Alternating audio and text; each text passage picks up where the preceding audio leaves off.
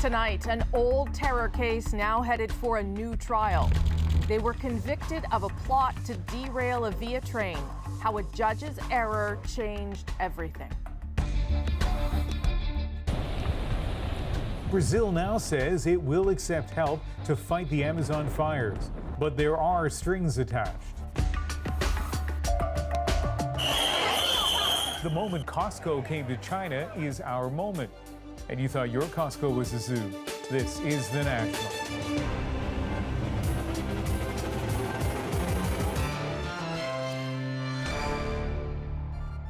These are the suspects, and this is the alleged plot.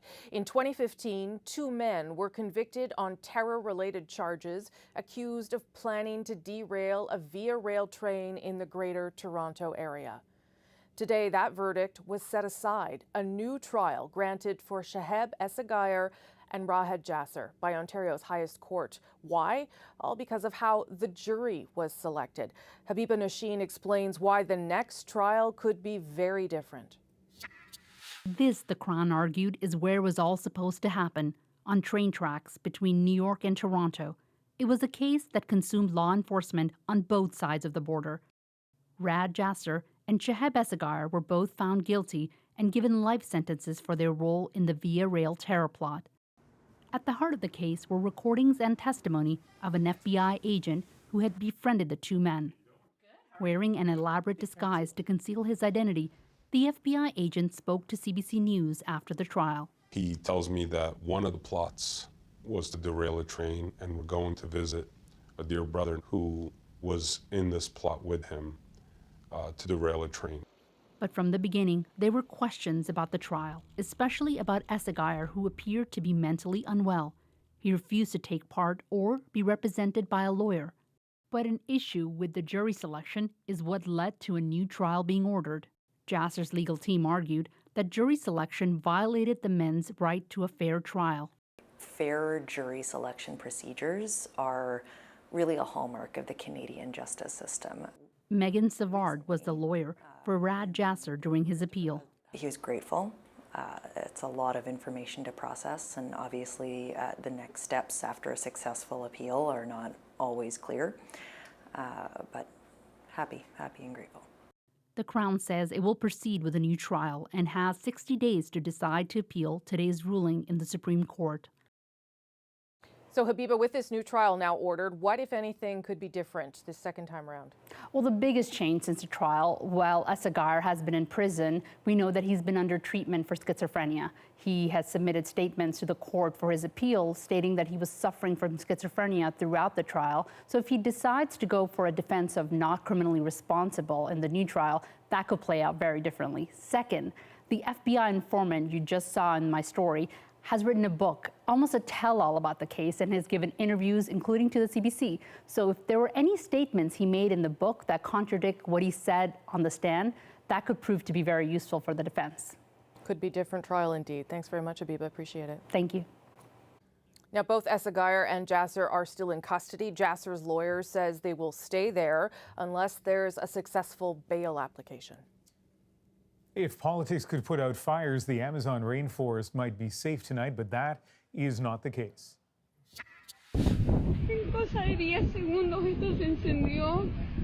Not only are the fires still raging, NASA confirmed today the rainforest is being consumed at a rate not seen in 9 years. Even so, the Brazilian president, Jair Bolsonaro, said this morning that he would reject the G7 offer of $20 million to fight the fires until French President Emmanuel Macron apologizes for slamming his environmental record. Donald Trump tweeted out praise for his kindred spirit. He and his country have the full and complete support of the USA. Later in the day, a Bolsonaro spokesman said all foreign aid would be accepted as long as Brazil gets to say how it's spent. So Canada's offer will also be accepted now. Cameron McIntosh looks at that and some other ways Canadians think they can intervene in this global crisis. As the rainforest politics play out, Canada stands by its offer. We stepped up as a government, saying we were willing to provide not only financial assistance, but also assistance. We have great firefighting teams. $15 million, plus a pledge to send firefighting aircraft. Brazil has deployed 43,000 troops to fight the fires, which are mostly fueled by trees on the ground that were clear-cut. In Canada, forest fires typically spread through the living canopy. Still, firefighters say Canada can make a strategic, albeit small, contribution. The air bombers will help slow down the fire, but it's more than likely going to take boots on the ground to fully extinguish it. Even if the flames are put out, there are calls for Canada to focus on a political solution. What really has to be done is monies invested to prevent any further advance of this wave of deforestation consuming the Amazon. But Brazil's president, Jair Bolsonaro, seems to champion deforestation, despite the clear threat to the world's climate. No country can risk the well-being of the rest of the world, and that sovereignty is not a camouflage you can hide behind. Former Foreign Affairs Minister Lloyd Axworthy says the international community should take the unusual step of intervening, with Canada positioned to take a lead. Use your best diplomatic tools, but you're also going to have to impose fairly severe sanctions and accountability. As this plays out on the fire line, Canada is working on a South American trade deal that includes Brazil. Asked about that, McKenna fell back on a familiar Liberal talking point. We need to be linking trade to the environment. Canada's focus now clearly on the flames rather than the policy fanning them. Cameron McIntosh, CBC News, Winnipeg. Now to the fallout, Rosemary, from a landmark decision in the U.S. Yeah, that's right, Ian. An Oklahoma judge found that Johnson & Johnson helped fuel the opioid crisis, and another drug maker is taking note. Purdue Pharma is trying to settle more than 2,000 American lawsuits with an offer of up to $12 billion U.S. Never before have we ever seen a member of a private industry offer so much money to try to deal with a public health crisis of this magnitude. Purdue is the maker of OxyContin. The settlement offer comes a day after the Oklahoma ruling against Johnson & Johnson, worth more than $500 million U.S. Jamie Strachan looks at how that might affect class action suits here in Canada. At this point, I was taking about up to 8 a day. This is back in 2008. Daryl Gebian represents the ravages of opioids. An injury led to an addiction to Percocet and fentanyl. It destroyed his marriage, derailed his career as a doctor, and eventually landed him in jail. Life for me at that time was a nightmare. I remember clearly still right now. Looking in the mirror, I hated myself. Pictures of me. He's slowly getting back on his feet. He's also the lead plaintiff in a $1 billion class action against dozens of pharmaceutical companies and their distributors. What's happening with the opioid crisis is a symptom of a much bigger problem at the societal level, that we are not coping with stress well. The opioid crisis has ravaged the state of Oklahoma. Gebian and his lawyers are emboldened by the Oklahoma decision. Oklahoma successfully argued that Johnson & Johnson created a public nuisance, contributing to an ongoing public health crisis by engaging in misleading marketing of its drugs. In Canada, between 2016 and 2018, there were more than 11,000 opioid-related deaths. BC is engaged in a class action against a number of pharmaceutical companies. I think it would have been a more difficult situation had the court in Oklahoma said, we don't see any liability here, but to have a judge say, yes, we do see that there's a serious problem here with how this company conducted themselves. BC lawyer Radar Mogamar is also involved in the province's case. He says in Canada there's no public nuisance statute, but there are similar rules around making false representations. The industry has to get its head around the fact that we're all coming for them because of their conduct, and that the taxpayers can't be left holding the bag on this crisis. Mogamar says a victory for BC would be good news for all of the provinces and territories contemplating similar lawsuits. Jamie Strachan, CBC News, Toronto. An extraordinary hearing in New York today. 16 of Jeffrey Epstein's accusers got their day in court, even though the powerful financier killed himself in custody before he could face trial for sex trafficking. Ellen Morrow brings us their powerful statements. Jeffrey Epstein's accusers emerged from court, detailing publicly their most private traumas. All I could say was a meek, no, please stop. but that just seemed to excite him more. Shantae Davies described the first time she says Epstein raped her. He continued to rape me, and when he was finished, hopped off and went to the shower. I pulled my shorts up and I ran as fast as I could back to my own villa, my feet bloody from the rocks. I cried myself to sleep that night. 16 women spoke in court, sharing harrowing accounts of sexual assault and humiliation. But with Epstein now dead, this was not the criminal trial the women wanted. It was both empowering and infuriating to know that the person who I needed to hear those words is not here to hear them. Still, for some, at least a brief moment of catharsis. Today is a day of power and strength. I wanted to thank the judge for letting us speak, having some closure.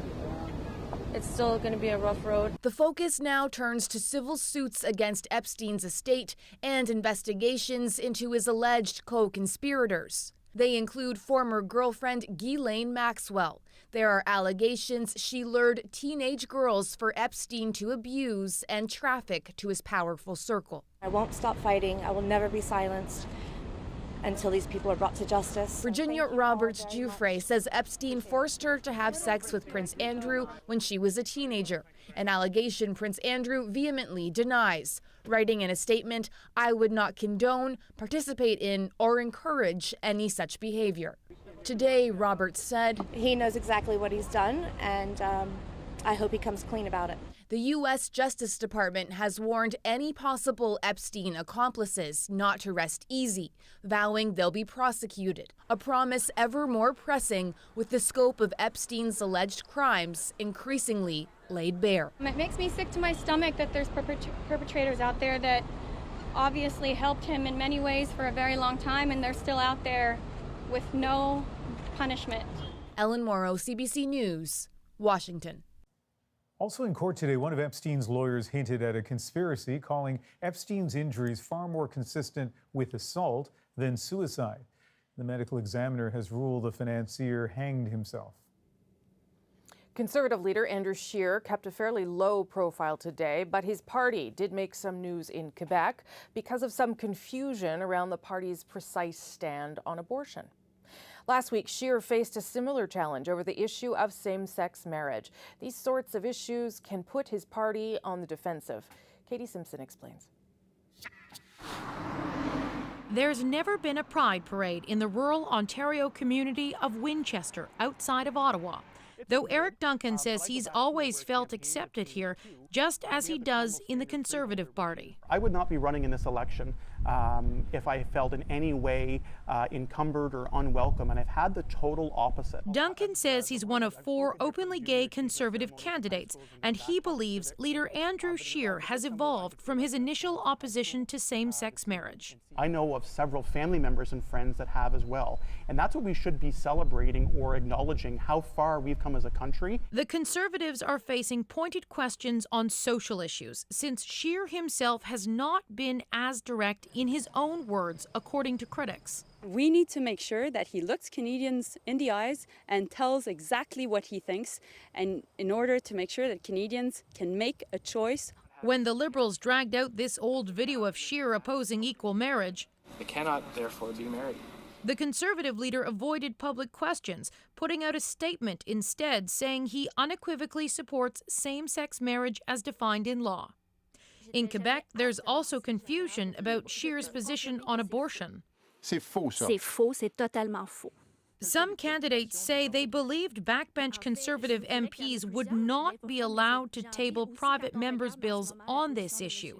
Scheer has said his government would not reopen the abortion debate, but has never shut the door to private members' bills. Un gouvernement conservateur ne rouvrira pas ce débat. The Quebec MP taking the blame for the mix-up left that door open too. Scheer is walking a careful line, trying to not upset the social conservative base that helped him become party leader in the first place, a balance that will be trickier as the campaign ramps up. Katie Simpson, CBC News, Ottawa. Here are some stories we're watching develop tonight on The National. Master Corporal Patrick Matthews, a reservist and alleged recruiter for the militant white supremacist organization The Base, has been relieved of his duties permanently, pending a release from the Canadian Forces. This comes after an undercover reporter with the Winnipeg Free Press revealed Matthews' activities, and police seized weapons from his home last week. That kid's bravery stupid. A new warning from Nova Scotia's lifeguard service about the dangers of swimming off Peggy's Cove. This video was taken Sunday afternoon. The person in the water appears to be a teenage boy. It's believed he did make it out safely, but the lifeguard service says more people drown at Peggy's Cove than anywhere else in the province. The water may appear calm, but conditions can change quickly. There are 42 signs around the lighthouse warning of the dangers. It looks like a bit of a war zone down here. And a state of emergency has been declared in southwestern Ontario, where the community of Chatham, Kent, is being inundated by floodwaters from Lake Erie. Officials have been going door to door asking residents to leave their homes. They say power will be temporarily cut off and the area's water supply may be affected. And 6 people are facing charges tonight after a pair of off-duty police officers were attacked in downtown Montreal over the weekend. We are deeply affected by this. We find this to be totally unacceptable. Today, police condemned the attack and said more people could be arrested. They haven't identified a specific motive, but say the suspects are known to police. Both officers recovering at home. In the face of a growing anti-vaccination movement, an attempt today to push back in New Brunswick. Public hearings began on the government's plan to strengthen mandatory vaccination rules for students, getting rid of all non-medical exemptions. As Shayna Luck shows us, it is an emotional issue on all sides. It's an important, emotional day for Marissa Guchis and her family. She's back on the ice again after brain cancer and chemotherapy kept her off for 2 years. It's so huge because we watched her during treatment. She tried to stay in hockey and tried to play, and she just couldn't do it. It was heartbreaking to see her struggle. But brain cancer wasn't Marissa's only setback. Chemotherapy reset her immune system to that of a newborn baby. So when there was a measles outbreak at her high school last May, she had to be pulled out and isolated. That was the worst part for sure, was just feeling like she was getting back to normalcy and then having the rug pulled out from under her again. That spring outbreak is why New Brunswick's government is trying to change the vaccination laws for children in public schools. It would no longer allow parents to opt out for ideological reasons, only for medical ones. And a crowd came to the legislature today in opposition. I haven't vaccinated my children. I think vaccination should be left to the individual to look at their individual circumstance and their health. So mandating any policy, I think, is really risky. The bill would cover daycares as well as schools, and the education minister is backing it strongly. You just have to remember that if we're going to follow the science and follow the evidence, there are no two sides to this debate, like there is no two sides around whether the earth is flat.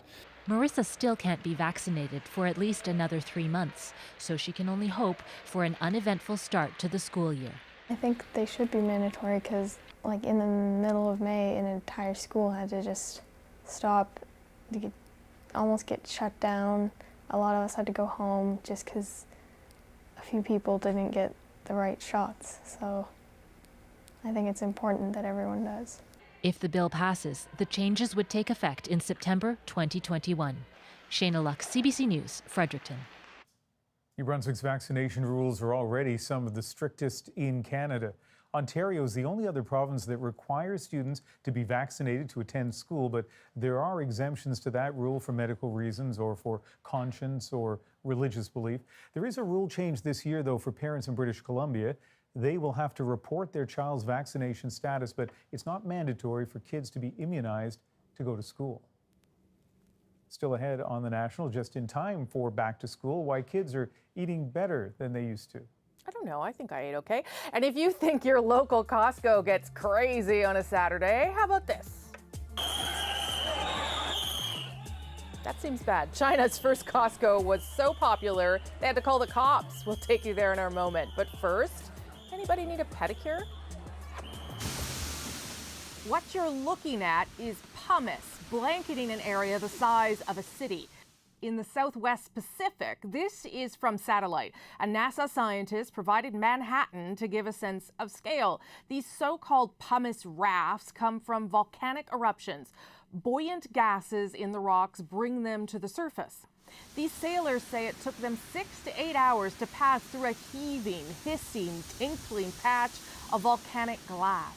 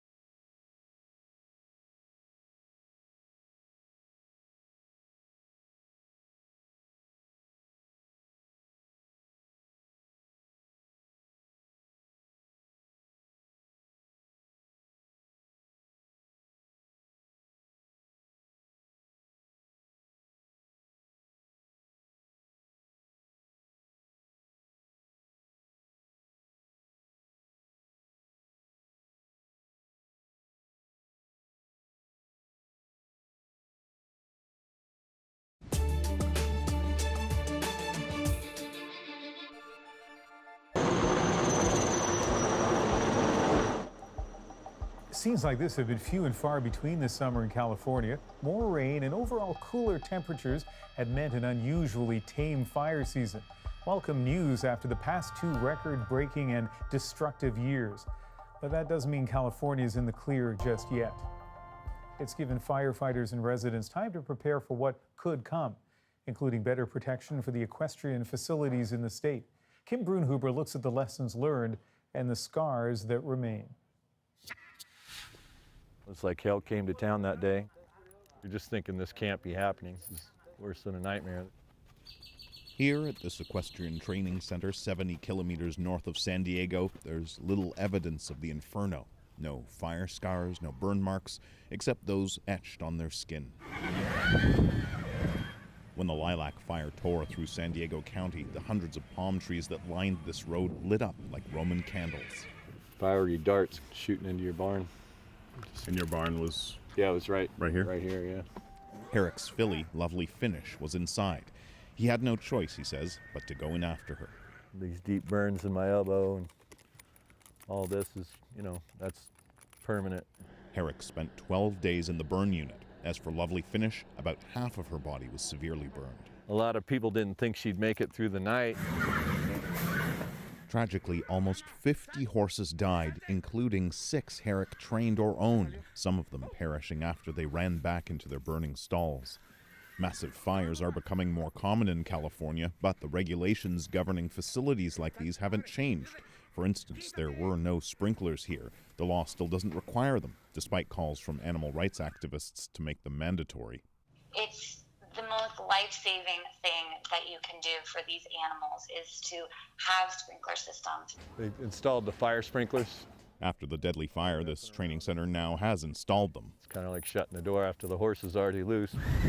Some horse owners say with the increasing severity and frequency of fires, not enough is being done to protect the animals. So one Canadian is taking matters into her own hands. Vancouver-born Dahlia McPhee is a well-known Hollywood fashion designer based in LA. Last year, she and her horse Wolfie barely escaped this fire that raged through the Malibu area. So she designed this. It's basically an emergency evacuation blanket. The EquiSafe blanket. You see it's not catching on fire, which is great. I'd like that the code be changed, that all horse blankets should have some level of fire retardancy in them. I'm not going to let this fire defeat me or ruin my life. For Herrick and Lovely Finish, even this slow walk is a win. For a long time, his filly was scared to walk by the spot where his barn used to be. And now that doesn't even bother her, so I think she's put the whole thing behind her. Incredibly, 10 months after the fire, his horse was back at the tracks, racing. I didn't care if she ever ran again. Herrick still has nightmares, he says, of his other horses, the ones that ran back into the barn and never came out. But having her helps, doesn't it, hon? Yeah. Through the pain and the nightmares, he says, she makes the unbearable bearable. Kim Brunhuber, CBC News, Bonsall, California. Still ahead on The National, a bicycle built for two. Specifically, a man and his beagle. Meet Frankie just ahead. But next, back to school means back to school lunches. Everyone should be able to get food and be able to get their energy. Why kids on average are eating better than they used to. Next.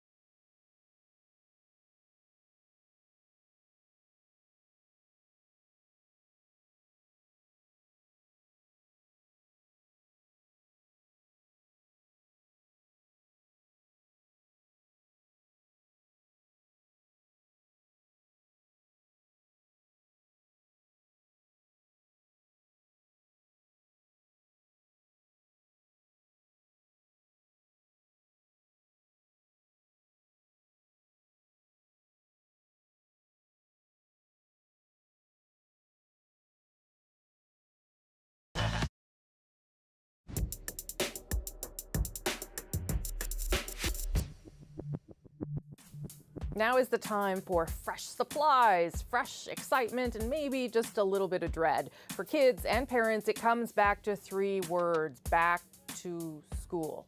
It's an annual migration that's timeless, but Rafi Boudjikanian explored what students are eating and discovered that things are changing in school cafeterias and for the better. What would you like? Would you like a roast beef and cheese sandwich? Lunchtime at St. Teresa of Calcutta in Edmonton, and the kids here know good food is important. You would have very poor thinking, and it would be very hard to answer the questions. St. Teresa gets its meals from a non-profit organization.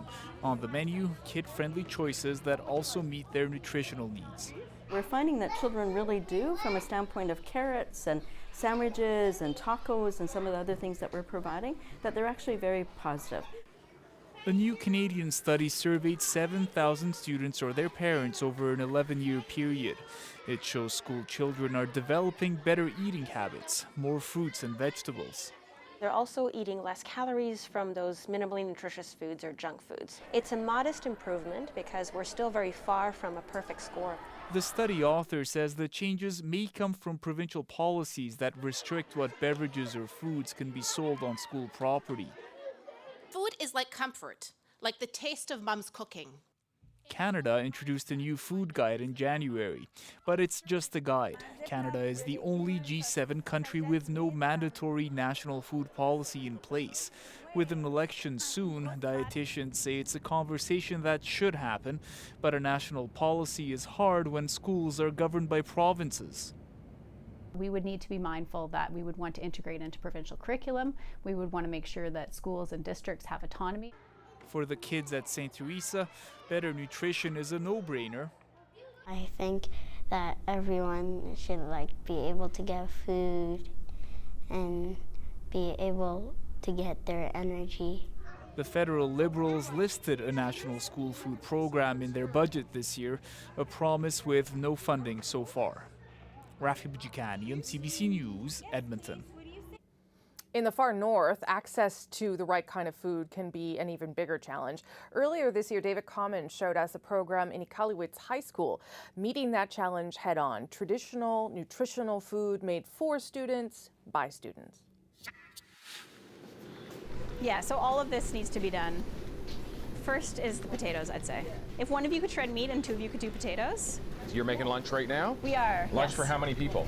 Probably 100 to 120. Yeah. So it's busy time. Less than an hour till mealtime. That's right. That's right. Every other day at the only high school in Iqaluit, teacher Lael Kronik and a group of students make lunch for the entire school. Not just to be nice. This is the front line in a fight for good food. And on today's menu, poutine. Just kind of shred it into bite-sized pieces as much as you can. And that meat? We have some tuktu, some caribou. Yeah, it's really important that students have access to traditional foods. And it's quite healthy. It's very healthy, yeah. And what's the purpose of this? I'm a food studies teacher, and so in our class we end up having lots of discussions about food insecurity and some of the issues students are experiencing in the school and across Nunavut. And with students, we were kind of discussing what we could do as a school community to help address the issue of food insecurity. And Nia and Maddie, there's another pan of potatoes here. Across Nunavut, 7 out of 10 young people go to bed hungry. Many more can't afford the most nutritious food. So malnourishment is a stark reality in the north, as if it were some faraway land. I mean, there's so much research about the importance of kids having enough to eat. They're huge. And do kids have enough to eat in the north? No. Yeah, if you speak to any of the students, they can share experiences that are personal or people they know well, struggling to have access to adequate and nutritious and culturally relevant foods. What are you guys making? We're trying to make it it has the caribou broth. Why do you guys like doing this? It's really fun and it's really needed. It's really needed. What do you mean by that? There's a lot of communities out there where there's schools that have so many hungry kids. It's pretty much like that here, but we're helping a lot. Oh. The school doesn't have the money to do this every day. Getting food traditional or imported by plane from the south is costly. So you can just snap it off. In addition to the lunch program, they're also thinking ahead to more ways they can control their own food supply. And yeah, this is the dinosaur kale, the kind of bluish one. The students have started to grow leafy vegetables right in the cafeteria year-round. How quickly does this grow? I mean, you can probably get some baby lettuce in a month. In a I'd month? say. That's pretty quick. Yeah. And we get to try foods that they don't even ship up here because we grow them ourselves. So, ready? Tradition still has strong roots here. For centuries in the north, it's been heard in Inuit throat singing and in the sharing of food with those who need it. Time spent together preparing food also cultivates relationships, important social skills developed while confronting a social problem. Why is this program important?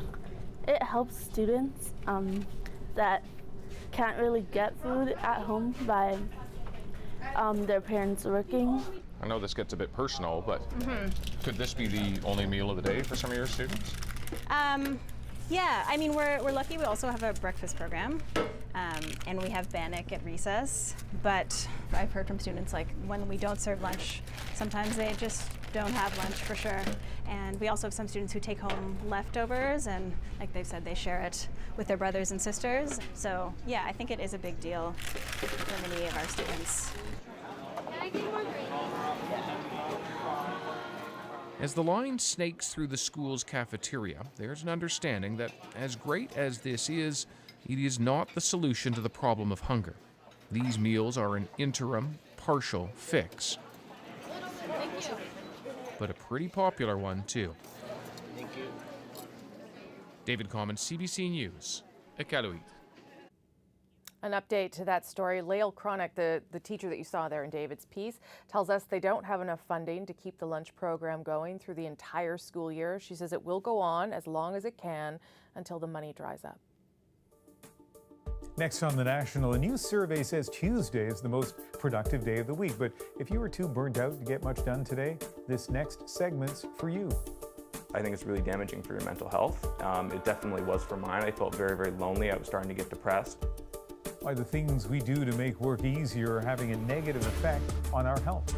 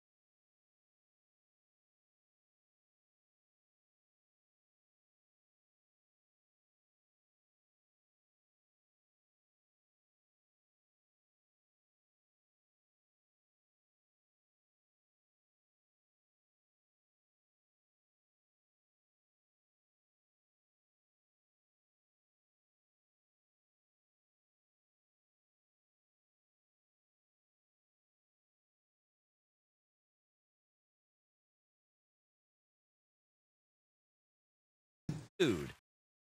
Do you think I could call you sometime? I'm married. I know. What do you want me to do? Should I abort? No. Don't confuse drama with reality. It's very dangerous. I'm Jamie Poisson, and tomorrow on CBC's daily news podcast, Front Burner, we'll talk about star quarterback Andrew Luck's shocking retirement and what it says about the state of NFL football today. Subscribe wherever you get your podcasts.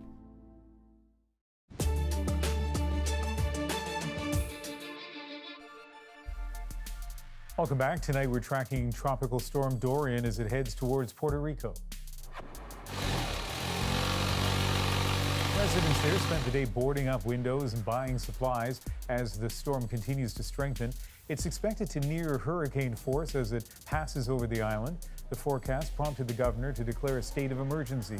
The area is still recovering from Hurricane Maria, which badly damaged the island in 2017. In Missouri, a federal judge has temporarily blocked a controversial new abortion law. For months, protesters have taken to the streets trying to stop the law which prevented abortions from 8 weeks of pregnancy. Today, a U.S. district judge ruled the law violated the Supreme Court precedent. In recent months, Arkansas and Ohio blocked similar abortion laws, setting the stage for a Supreme Court challenge. And it was a good day for 3 Canadians at the U.S. Open. It's a really big confidence booster for me to beat a guy like Felix, especially straight sets. 20-year-old Denis Shapovalov from Richmond Hill, Ontario, beat 19-year-old Felix Auger-Aliassime from Montreal in the first round of the tournament today. That followed separate wins by Vancouver's Vasek Pospisil and Mississauga's Bianca Andreescu. So it's back to school time, and for parents, if you got a break, that means you have to go back to work too. Tonight we want to revisit part of our burnout series, from the dangers of shift work to the challenges of working remotely. We'll get to the reality of working from home in a few minutes, but first, why working overnight does more than just flip your schedule upside down. Christine Birak explains. As many are winding down their workday, rushing to get home, millions of Canadians are just getting started. It's after midnight. Mohammed Hannity is about an hour into his shift. 6 months into the job, he likes having his independence. How's it going, man? How's it going? Good. And there's camaraderie. Simon Scrutton works in sales. He's squeezing a workout in after finishing up a late afternoon shift. Nothing too exciting? No, not yet. Lunch is at 4 a.m., dinner at 8, and Hannity forces himself to go to bed around 9 in the morning. My entire life I've been falling asleep at night, so doing night shift kind of works against nature, right? Yes, it does, and there can be serious consequences. 1 in 4 Canadians works outside a typical 6 a.m. to 6 p.m. day. Those who do it regularly have higher rates of obesity, type 2 diabetes, high blood pressure, and depression. They're more likely to have heart attacks and strokes, and the World Health Organization says shift work is a probable cause of cancer. People get through it. We kind of adapt, I guess. Genetically, some of us are hardwired to be night owls. Research shows other traits that appear to help some people cope include being young, having strong internal drive, an extroverted personality, and being male.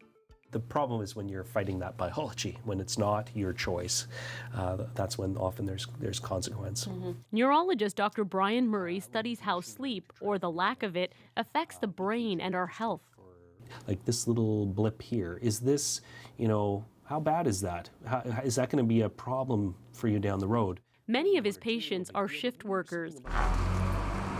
A lack of daylight also throws off their body's internal clock, making them feel hungry in the middle of the night. It's problematic, and we have to kind of find ways to kind of manage and cope.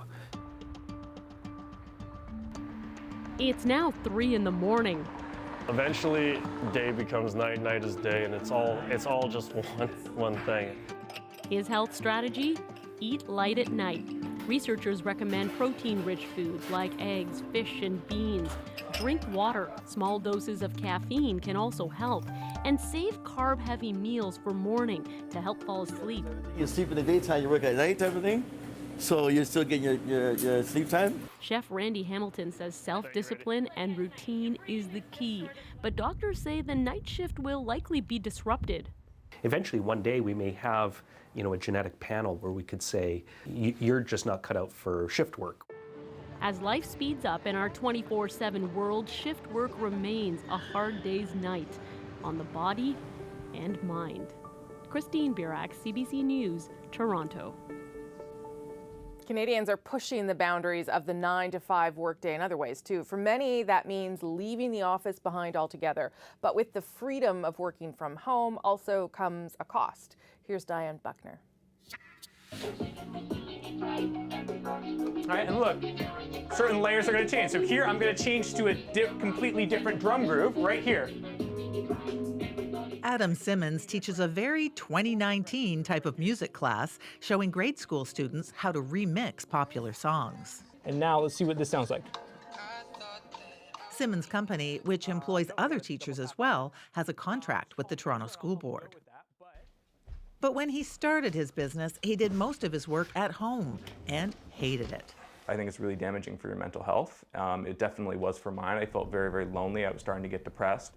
It's a huge issue. It is a huge health issue, and it's an issue for the workplace as a result. This human resources consultant says her firm's research shows isolation is a problem for 41% of employees surveyed. It impacts mental health and the risk of depression, it impacts anxiety, it impacts people's personal well-being.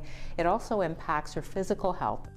But the trend towards working outside the office, often alone, has been growing steadily. The most recent data from Statistics Canada says 2.5 million Canadians, more than 12% of the workforce, work at home, at least part of the time.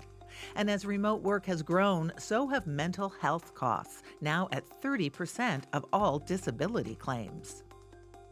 Research hasn't yet connected those two trends directly, but isolation is described as extreme most often by those who work at home. When somebody is saying that something is extreme, it's hard to imagine that that's not seriously impacting their lives and their well-being. Rebecca Yaffa works for an event company that has no office whatsoever. It's entirely online. Eventually, it got to a point where I was a little bit lonely and I was really craving some social interaction. She decided to rent a desk in a co-working space. Hey, I'm Rebecca. It's nice to meet you. Which hosts several social events each month. I'm the only one on my team here. It connects her with others who have similar working situations. Adam Simmons has abandoned his home office as well. He too now rents a space in a co-working facility. The most severe punishment we give a person if they've committed the most heinous crime is we take them away from other people.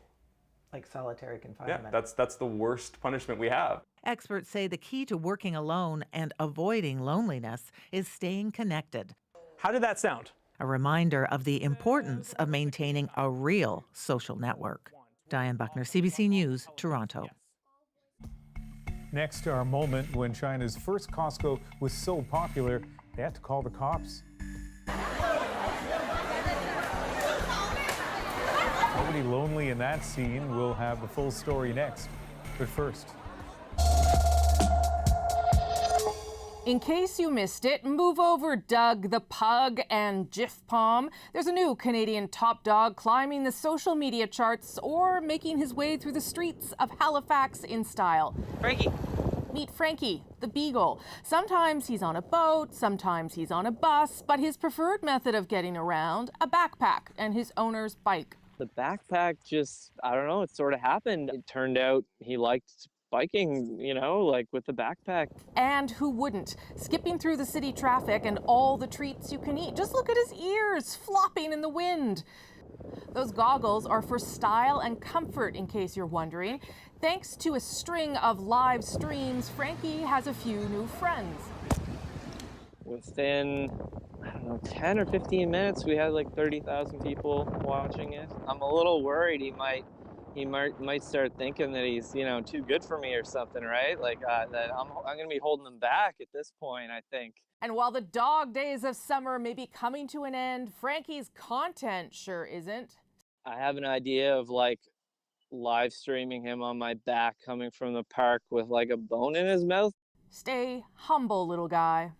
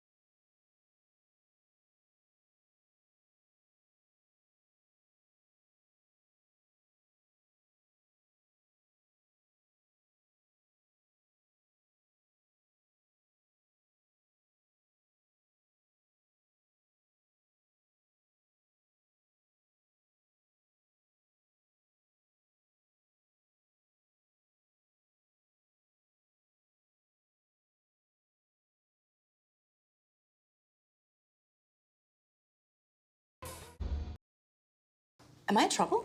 It's about your scrunchie. Scrunchies are back in style. Legally speaking, scrunchies were never in style. What were you thinking? Actually, they're called hair clouds now. It's not helping. Say the word Costco to someone, well, it's polarizing. You'll either get a list of things that you must buy for them, or perhaps a stream of overcrowding horror stories. And now there is a new Costco. China just got its first one. So one Costco, all of China, if there was any question about how popular it would be, well, you can just throw those questions out. Our moment tonight, the opening day so successful, it had to end early.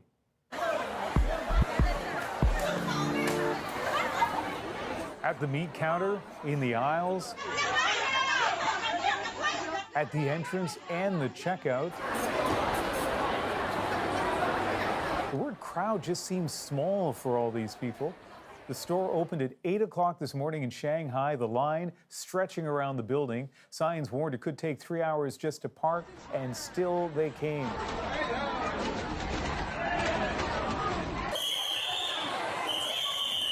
By early afternoon, though, the place had to be closed for public safety, according to the local government. It urged people to consume in a rational manner. Costco has been an online presence only in China for the last 5 years, so it had a following, but it seems no one thought it was this big. In the end, maybe not the opening day some shoppers had dreamed of, but whoa, the wall-to-wall memories they're now left with. This was my face the whole time you were talking. Like that. So the store is 4 stories, 150,000 square feet. So the first floor is the store, and then all the other floors are for parking. 1,000 cars can park there. I mean, the whole thing it's just big and a lot. So every time I go to Costco, and I think we're allowed to, admit the fact that we actually have lives where we go to stores, and I go to Costco. Every time I go there, I think this is the anti-online shopping place. And I think it's interesting that Washington State, just south of here, is where Costco is headquartered and where Amazon is headquartered. They're like two polar opposites when it comes to the retail experience. And I think we can also come clean, Rosemary, on the fact that as I will stand in line for samples, you're not a big Costco fan. No, I don't need a 4-liter jug of salsa. I can see no place where, I know some people do, but I do not. And I also am not a big sample person. Yeah, you see, you made a mistake. You used the word need. I mean, maybe some people go there because they need stuff. Usually need's not the motivator for me. That's the National for Tuesday, August 27th. Good night, everyone. Nice to have you back. Good night.